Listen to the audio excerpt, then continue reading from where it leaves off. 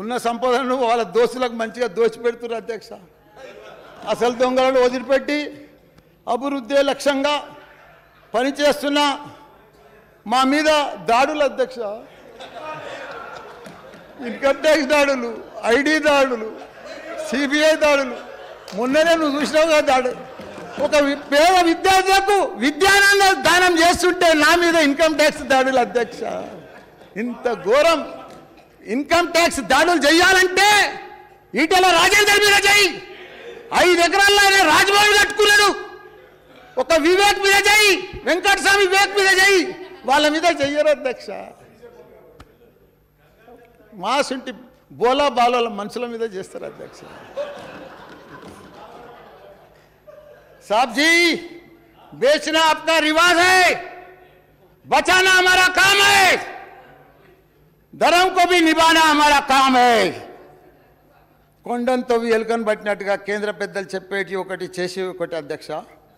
అభివృద్ధి అంటే అన్ని అమ్మేయడమేనా, మీ దోస్తులకు కట్టబెట్టడమేనా, నా కార్మికులు రుసురు పోసుకోవడమేనా, ఇంకా మీ దహం తీరనట్లేనా?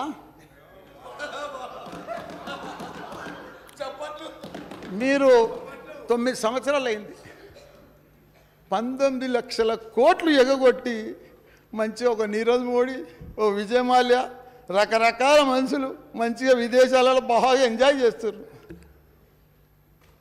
మీ అండదండలతో మంచిగా ఎంజాయ్ చేస్తున్నారు. పంచభూతాలను కూడా వదలదు రక్షక వీళ్ళు.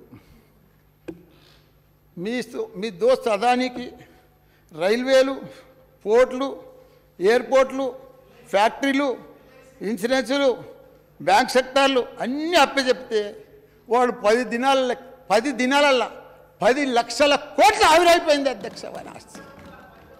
దేవుడు ఉన్నాడు అధ్యక్ష. ఒకనాడు ప్రపంచంలో నంబర్ 2 ప్లేస్కు పోయిండు. మొన్న ఏమైంది? 10 లక్షల కోట్లు 10 రోజులలో ఆవిరైపోయింది అధ్యక్ష.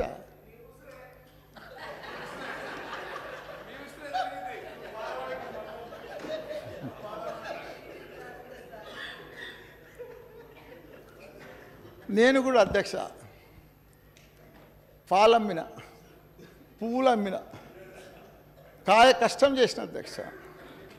చెమటొడిచిన, హాస్పిటల్ పెట్టిన, మెడికల్ కాలేజ్ పెట్టిన, పేదలకు సేవ చేసిన, యూనివర్సిటీలు పెట్టిన, స్కాలర్షిప్ మీద పేద పిల్లలకు విద్యని ఇచ్చిన, ఎంపీ అయినా, ఎమ్మెల్యే అయినా, మా దేవుడి కేసీఆర్ దయతోటి ఇలా కార్మిక శాఖ మంత్రి కూడా అయిన అధ్యక్ష.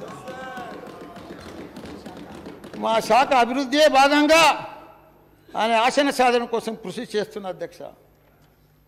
కానీ నాలాగే మన ప్రియతమ ప్రధానమంత్రి గారు ఛాయ్ అమ్మిండు, సీఎం అయిండు, పిఎం అయిండు అధ్యక్ష. కానీ దురదృష్టం ఏమిటంటే మనం నమ్మినాం అధ్యక్ష. ఆయన ఇప్పుడు పబ్లిక్ సెక్టార్లో అమ్ముతున్నాడు, మన సింగరేణి సంస్థలు అమ్ముతున్నాడు. ఆయన ఏది వస్తే అది అమ్మేతందుకే తయారండి. ఆయన ఛాయ్ అమ్మినట్టు అమ్ముతుండే అధ్యక్ష. ఇంత ఘోరం ఎప్పుడు కూడా చూడలేదు అధ్యక్ష. మన తెలుగింటి ఆడపడుచున్నది నిర్మలమ్మ, మన తెలుగువారి కోడలు, అటు పుట్టింటికి ఇటు మెట్టింటికి ఇంత అన్యాయం చేస్తామని మేము ఎప్పుడు ఊహించలేదమ్మా.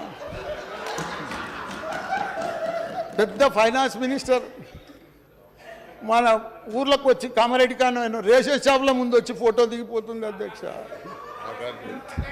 మీ ఊర్లోనే అధ్యక్ష. ఇంత ఘోరం ఎప్పుడు చూడలేదు అధ్యక్ష. ఓ సెంట్రల్ మినిస్టర్ నువ్వు, ఇంత ఘోరం మనం చూడలేదు అధ్యక్ష.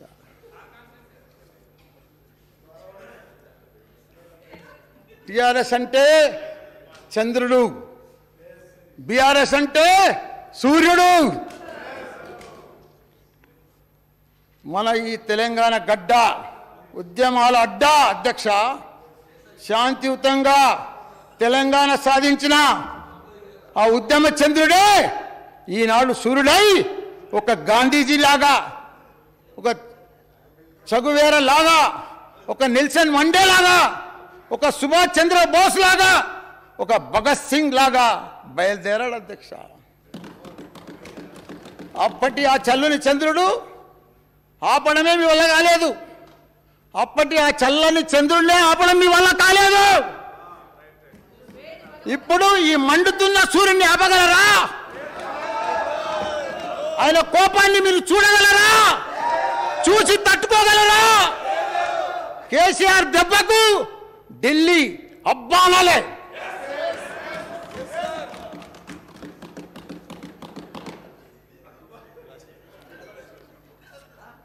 చిన్నప్పుడు ఒక సినిమా చూసిన అధ్యక్ష, నేను చాలా సినిమాలు చూసిన అధ్యక్ష.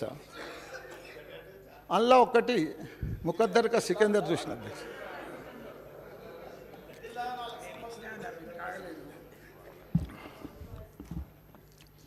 అందులో అమితాబ్ బచ్చన్ చిన్నగా ఉంటాడు, 8-10 ఏళ్ళు అప్పుడు.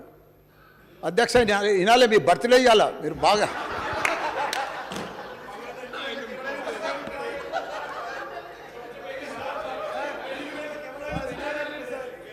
అయితే అమితాబ్ బచ్చన్ 8-10 ఏళ్ళు ఉంటాడు అధ్యక్ష. అప్పుడు వాళ్ళ తల్లి చనిపోతుంది. సెక్రటరీ గారు డిస్టర్బ్ చేయకండి జరమ్మా అధ్యక్ష. 8-10 ఏళ్ళు ఉంటాడు ఆ బాబు. వాళ్ళ అమ్మ చనిపోతుంది. బొందలగడ్డ కాడ పిల్లాడు ఒక్కడే ఏడ్చుకుంటూ వస్తాడు, నాకు ఎవ్వరు లేరు అని ఏడ్చుకుంటూ కూర్చుంటాడు. అప్పుడు ఆ బొందలగడ్డల ఒక ఫకీర్ ఆయన వస్తాడు, ఖాదర్ ఖాన్. అప్పుడు వచ్చి, బేటా హుడ్ లేవు, నీకేం కాదు, నువ్వు ధైర్యంగా ఉండు, ముందుకు పో, ఎవరికి భయపడకు అని ఒక డైలాగ్ చెప్తాడు అధ్యక్ష.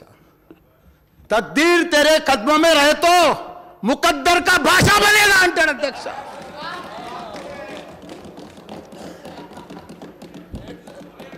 తక్దీర్ తెరే కద్మో మే రహే తో తప్పకుండా నువ్వు గ్యారంటీగా సీఎం అవుతావు అధ్యక్ష. రామన్న మన సార్ పిఎం అవుతాడు అధ్యక్ష. ఈ 75 ఏళ్ళు స్వతంత్రం వచ్చింది, నువ్వు ఎప్పుడన్నా చూసినావు బట్టన్నా? నిజంగా చెప్పన్నా, నీ గుండె మీద చేసుకొని చెప్పన్నా, ఇట్లా సుట్టి మంత్రిని ఇట్లా మాట్లాడే రామన్న చూసినావా? నువ్వు